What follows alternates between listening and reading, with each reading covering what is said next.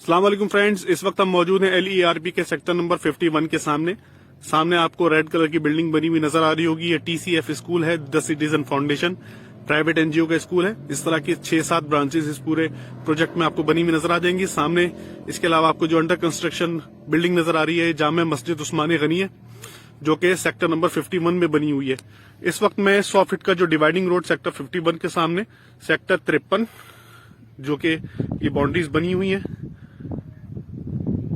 ये सेक्टर 53 की जगह, इस जगह हमारे पास चौकड़ियां भी मौजूद हैं जो कि 100 फीट डिवाइडिंग रोड है। ये 100 फीट का डिवाइडिंग रोड है जो स्ट्रेट उसकी जगह बनी हुई है, यहाँ रोड डलना है। जबकि सामने अगर आप देखेंगे तो आपको सेक्टर 54 भी बना हुआ नजर आ जाएगा, जो कि आबादी के बिल्कुल सामने बना हुआ सेक्टर है।